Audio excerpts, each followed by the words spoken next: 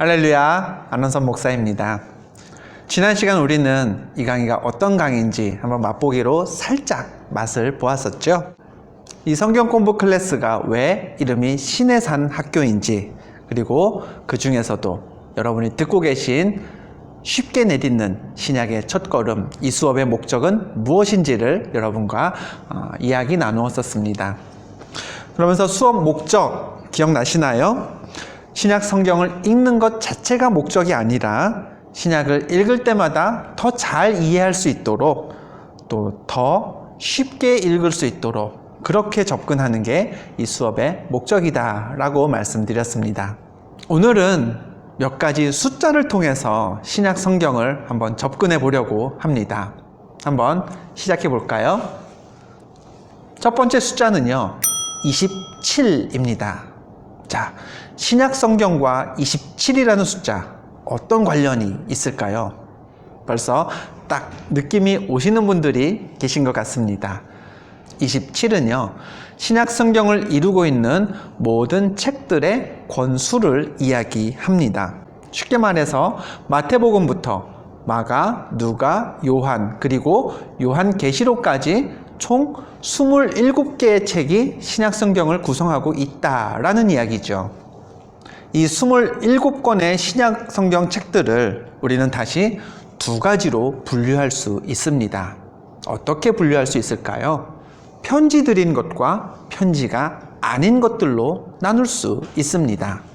자, 편지인 것, 어떤 책들이 있나요?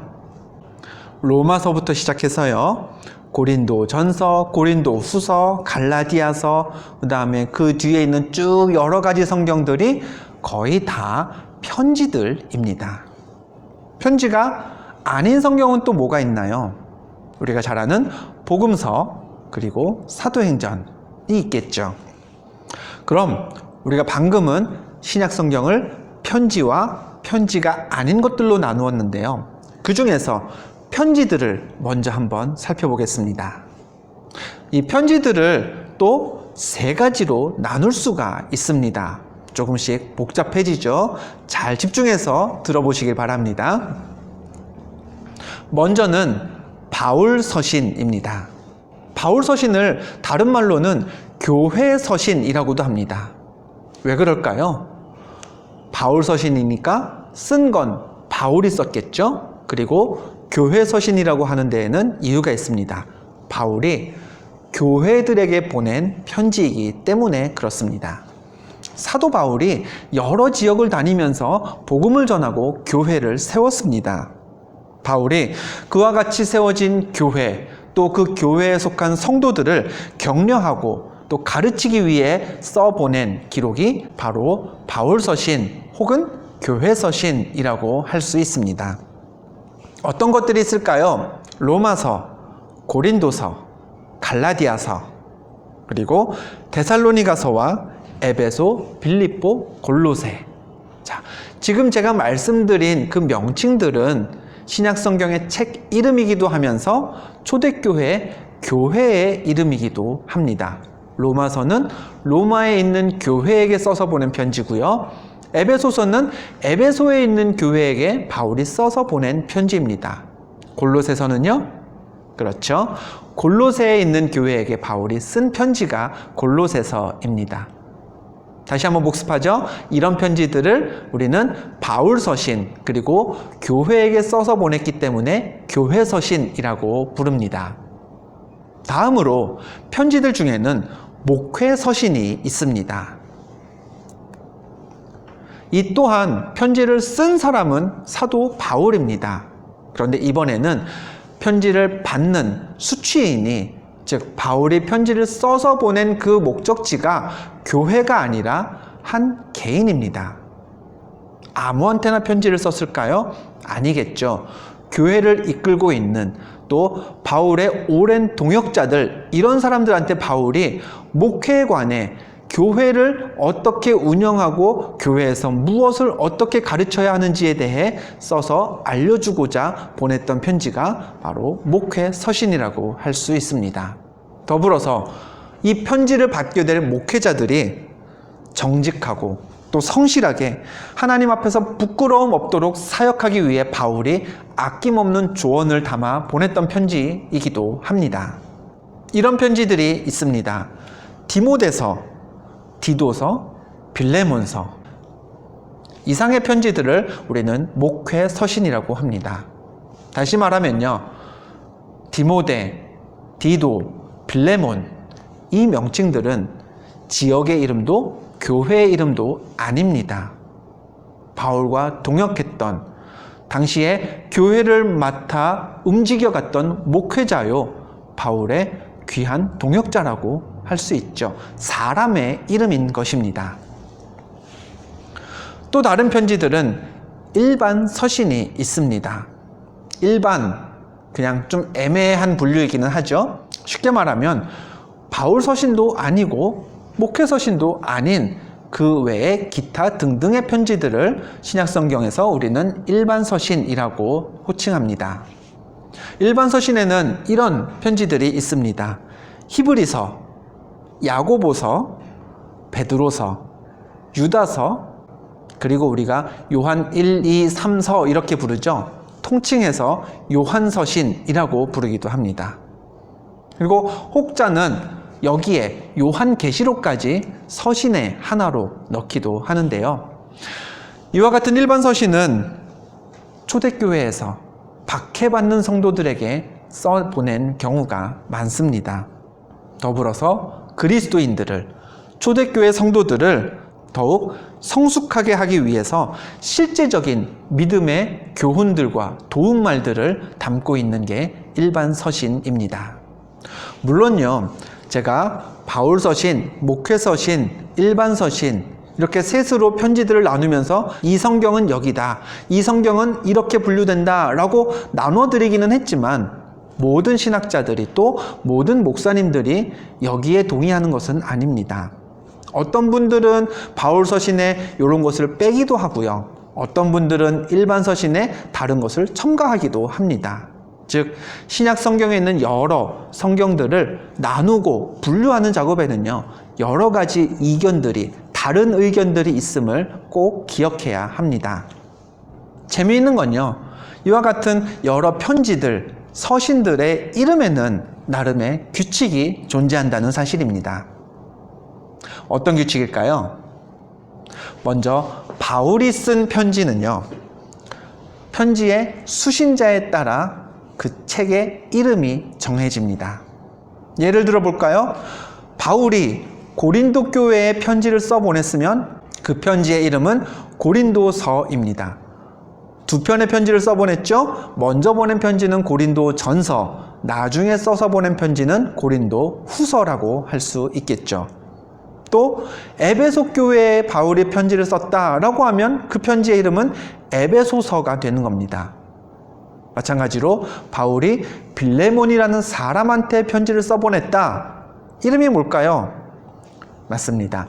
빌레몬서입니다. 이렇듯 바울의 편지는요, 바울의 편지를 받게 되는 수취인이 누구냐에 따라 이름이 정해지고요. 바울 외에 다른 모든 사람들이 쓴 편지는 수취인이 아니라 쓴 사람이 누구냐, 기록한 사람, 발송인이 누구냐에 따라 그 책의 이름이 정해집니다. 한번 볼까요? 야고보 사도가 쓴 편지, 그 이름은 야고보서입니다. 또 유다서는요? 네, 유다가 썼습니다. 그리고 요한이 쓴 편지를 요한서신이라고 하겠죠. 제일 첫 번째 쓴 편지는 요한 1서, 그 다음 편지는 요한 2서, 그 다음은 요한 3서 이렇게 나갑니다. 바울이 아닌 다른 인물들이 쓴 편지는 발신인, 쓴 사람에 따라 이름이 결정된다는 것 기억하시길 바랍니다. 자, 여기까지 우리는 27이라는 숫자를 통해서 신약성경을 살펴봤습니다. 또 하나의 숫자를 제가 제시해 드립니다. 이번 숫자는 9입니다. 신약성경과 9라는 숫자, 어떤 관련이 있을까요? 9는 신약성경의 저자 수를 가리킵니다. 신약에 있는 많은 책들을 누가 썼는지를 조사해보면 9명의 저자를 찾을 수 있다는 이야기죠. 어떤 저자들이 있을까요? 복음서는요, 그 저자를 찾는 게 어렵진 않습니다. 마태복음은 누가 썼죠? 마태가 썼습니다. 마가복음은요? 마가가 썼겠죠. 누가복음, 요한복음, 마찬가지로 누가와 요한이 기록했습니다. 사도행전은요? 많은 성도님들이 사도행전의 주인공이 바울이기 때문에 바울이 썼겠지 하고 생각하십니다만 그렇지 않습니다. 사도행전은 누가복음을 기록했던 의사 누가가 기록한 책입니다. 그리고 아까도 말씀드렸죠? 바울 서신 다 누가 썼을까요? 사도 바울이 썼습니다. 그 외에 신약성경에는 바울이 쓰지 않은 편지들도 있죠? 야고보서를 쓴 야고보, 베드로서를 쓴 베드로, 그리고 유다서를 쓴 유다. 또 특별히 기억해야 할 편지입니다. 히브리서는 신약성경에서 유일하게 누가 썼는지가 아직 명확하게 밝혀지지 않은 책으로 여겨집니다. 작자 미상이라고 할 수 있죠. 여기까지 제가 언급해드린 저자들을 다 합쳐보면요, 마태, 마가, 누가, 요한, 바울, 유다, 베드로, 야고보, 거기에 히브리서를 쓴 우리가 알 수 없는 저자까지 합치면 정확히 9명이 됩니다. 또 하나의 숫자를 제시해 드립니다. 이번 숫자는요, 46입니다. 자, 신약성경과 46은 또 무슨 관계가 있을까요? 46은 신약성경이 기록된 기간을 의미합니다. 신약성경에서 가장 먼저 기록됐을 것이다 라고 여겨지는 책은 갈라디아서입니다. 서기 48년에서 50년, 어림잡아 49년이라고 해보겠습니다. 그 즈음에 바울이 여러 편지들 중에 아마 가장 먼저 썼을 거다라고 학자들은 추정하고 있습니다. 그럼 가장 마지막에 쓰여진 책은요? 요한계시록입니다. 사도 요한이 서기 95년경에 기록했을 것으로 여겨집니다. 즉, 신약성경은 서기 49년부터 95년이라는 그 46년 사이에 기록된 책이라고 할 수 있습니다. 물론 여기에도요, 다른 의견을 가진 목사님들, 학자들이 있습니다. 신약성경에서 가장 먼저 기록된 건 갈라디아서가 아니라 약 서기 52년경쯤에 기록된 데살로니가 전서다라고 주장하는 학자들도 있습니다. 또 하나 덧붙여 말씀드리면 신약성경, 특별히 바울의 여러 편지들이 언제 기록되었느냐 하는 것은요, 글 속에, 성경 속에 명확히 그 근거가 있진 않습니다. 성경 안에서 발견할 수 있는 여러 문맥이나 환경들을 보건대 아마 이때쯤 바울이 여기에 있었을 때 기록하지 않았을까라고 추측할 뿐입니다. 때문에 정확히 신약성경이 46년 동안 기록되었다라고 할 수는 없지만 아마도 그 정도의 시간이 소요되었을 거다라고 파악할 수 있는 것이죠. 그러면 구약성경과 한번 비교해 보겠습니다. 구약에서 가장 먼저 기록된 모세오경은요, 기원전 1400년경 혹은 그보다 이전에 기록되었을 것으로 여겨집니다. 반면에 구약에서 가장 나중에, 즉 가장 최근에 기록된 책은 느헤미야서입니다. 혹여나 말라기라고 생각하실 분들이 있을까봐 설명드린다면 순서는 말라기가 가장 마지막이지만 기록된 시점으로 따져보면 에스라, 느헤미야 같은 성경 중간에 있는 책들이 훨씬 더 나중에 기록되어 있습니다. 느헤미야서가 기록된 게 기원전 420년경입니다. 그럼 한번 계산을 해볼까요? 모세오경에 기록된 기원전 1400년부터 느헤미야서가 기록된 기원전 420년경까지 구약성경은요, 어림잡아도 한 1000년 정도 되는 기록 기간을 갖고 있습니다. 반면에 신약은요, 46년 혹은 그 언저리입니다. 오랜 시간을 걸쳐 형성된 구약에 비해서 신약은 그 모든 책들이 기록되는데 그리 오래 걸리지 않았음을 비교할 수 있는 거죠. 자, 이처럼 9명의 저자들을 통해 46년 남짓한 시간에 걸쳐 기록된 성경이 신약 성경입니다. 이와 같은 신약 성경의 주인공은 누구인지 오늘 강의는 여기까지 하고요. 다음 시간에 그 신약의 주인공을 만나고 살펴보는 시간을 갖겠습니다. 평안하시고요. 다음 시간에 뵙겠습니다.